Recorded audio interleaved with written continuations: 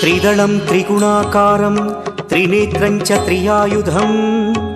त्रिजन्म पापसंहारम्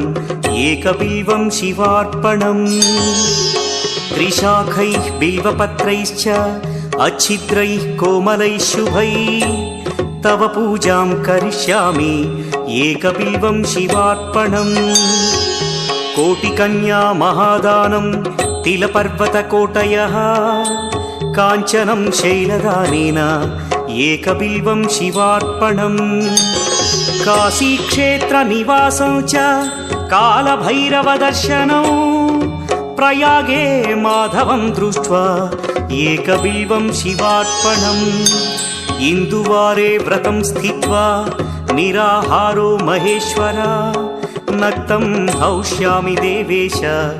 एकबिल्वं शिवार्पणम् रामलिङ्गप्रतिष्ठा